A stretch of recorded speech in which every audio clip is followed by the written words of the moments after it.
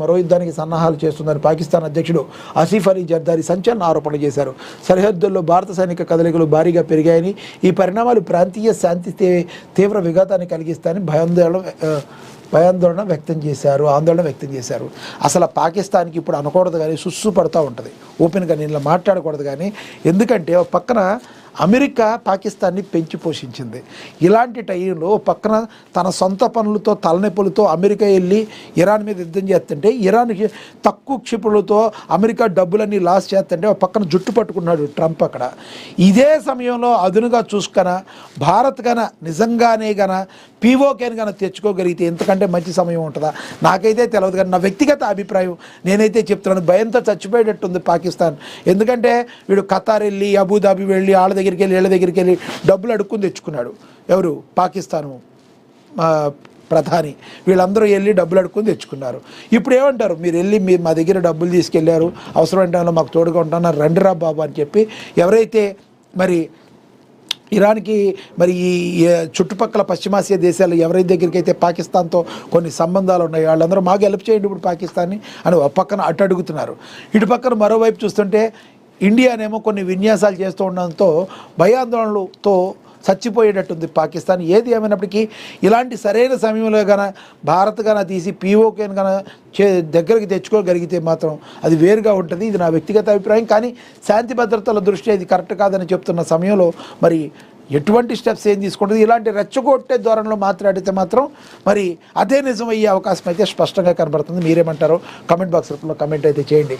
ఇక ఈ పరిణామాలు ప్రాంతీయ శాంతికి తీవ్ర విఘాతం కలిగిస్తాయని ఆందోళన వ్యక్తం చేశాడు. పార్లమెంటు ఉభయ సభల సంయుక్త సమావేశాల జర్దారీ ప్రసంగించారు. సింధు నదీ జలాల ఒప్పందం నుంచి భారత ఏకపక్షంగా వైదొలగడాన్ని జర్దారీ తీవ్రంగా తప్పుపట్టారు. దీన్ని ఆయన జల ఉగ్రవాదంగా అభివర్ణించారు. జల ఉగ్రవాదం. ఓకే, భారత్ నీటిని ఒక ఆయుధంగా మార్చి పాకిస్తాన్ వ్యవసాయ రంగాన్ని దెబ్బతీయాలని చూస్తుంది. ఇది అంతర్జాతీయ చట్టాలను ఉల్లంఘించడమేనని. అసలు చట్టాలను ఉల్లంఘించడం అనేది మీకంటే ఎక్కువ ఎవరికన్నా తెలుసా? పాకిస్తాన్ మీకు దండంరా బాబు, మీరు ఏం మాట్లాడతారో మీకేంటో అలా. చట్టాలను ఉల్లంఘించడం, అంతర్జాతీయ చట్టాల గురించి మీరు మాట్లాడుతున్నారు. ఇక కాశ్మీర్ సమస్యకు పరిష్కారం లభించినంత వరకు దక్షిణాసియాలో శాంతి ఒక్క కళ్ళగానే మిగిలిపోతుందని జర్దారీ పునరుద్ఘాటించారు. అదే మేము కూడా అనుకునేది.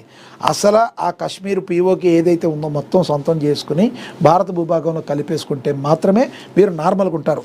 లేకపోతే ఇది అయ్యే పని కాదు. నువ్వు చెప్పింది కూడా నిజమే.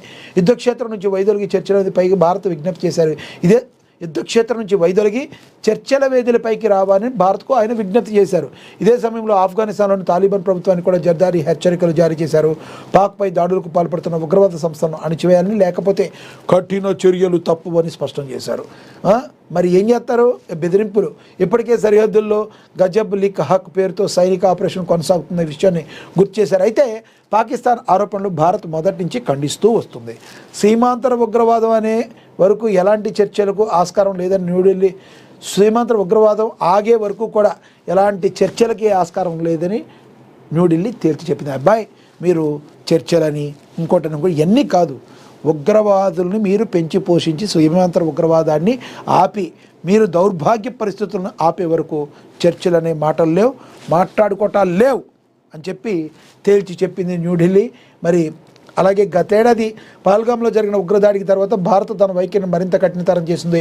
ఉగ్రవాదాన్ని అరికట్టే వ్యూహాత్మక ఒత్తిడిలో భాగంగా సింధు జలాల ఒప్పందంపై భారత నిర్ణయం తీసుకుందని విశ్లేషకులు భావిస్తున్నారు. ఇది చాలా మంచి పని. పాక్ని మరి ఏదో ఒక రకంగా దారికి తీసుకురాకపోతే ఇది చాలా కష్టంగా ఉంటుంది. ఇక తదుపరి చూస్తే పారిశుద్ధ్య కార్మికులతో మేయర్ దంపతులు హోలీ సంబరాలు నల్గొండ జిల్లాలో. అదేవిధంగా సత్తుపల్లిలో మహాత్మా గాంధీ జాతీయ గ్రామీణ ఉపాధి హామీ చట్టాన్ని కొనసాగించాలని, విబిజీ రామ్జీ బిల్లును రద్దు చేయాలని వ్యవసాయ కార్మిక సంఘం సత్తుపల్లి డివిజన్ కార్యదర్శి జార్జరి శ్రీనివాస్ డిమాండ్ చేసినట్టుగా కూడా మనకి ప్రచురించారు. ఇక మణుగూరులో హోలీ సందడి తెలుసు కదా, నిన్న హోలీ పండుగ అయింది. రాష్ట్ర వ్యాప్తంగా కూడా హోలీ పండుగ సంబరాలు అమరాన్ని అంటాయి.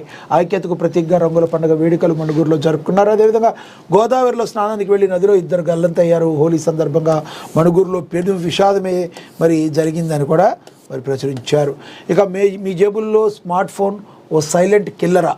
మరి call forwarding scam, digital arrest, అలాగే యాప్ పర్మిషన్ మరియు క్యూఆర్ కోడ్స్ మరి వెరిఫై చేసుకోండి.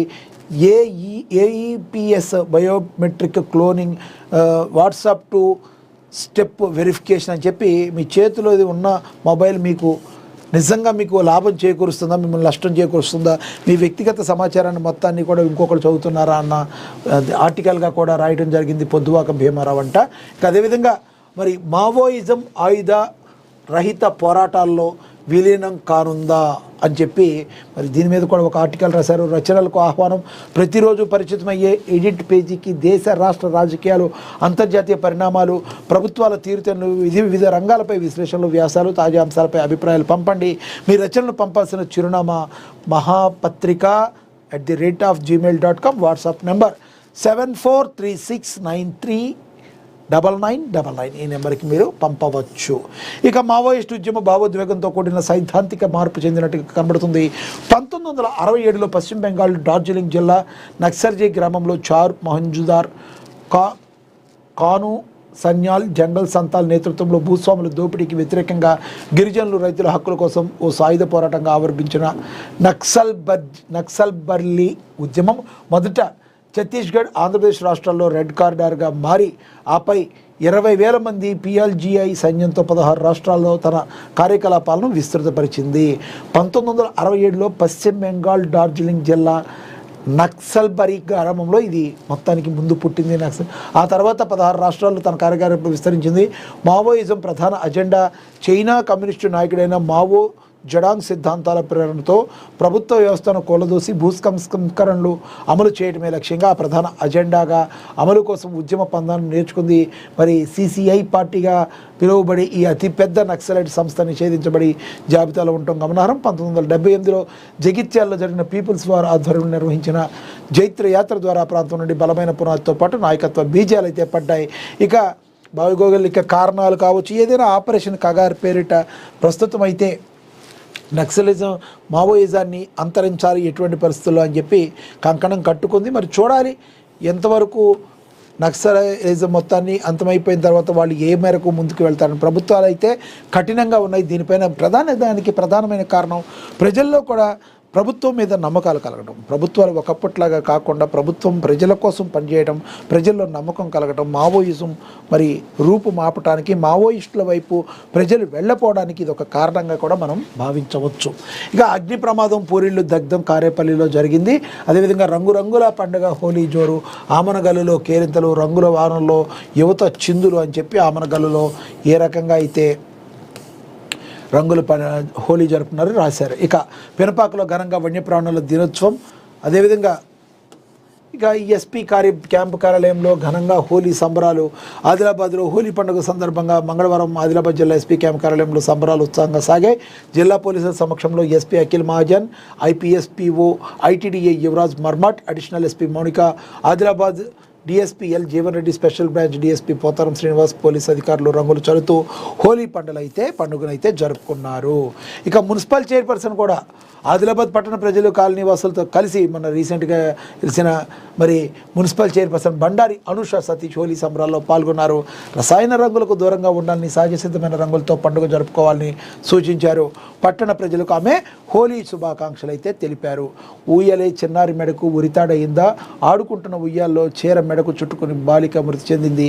ఎల్లారెడ్డిగూడలో ఈ విషాదం అయితే జరిగింది. చాలా దారుణం. ఇక పిల్లలను చంపి తల్లి సూసైడ్, ప్రతి ఒక్కరి హృదయాలను కలిచివేసే విధంగా మృతురాలు సూసైడ్ నోట్ రాసింది.